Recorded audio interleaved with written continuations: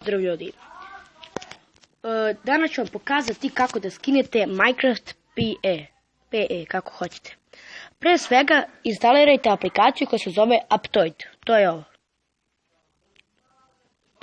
Idete pretraži i pišete Minecraft PE. Da sam malo za telefon.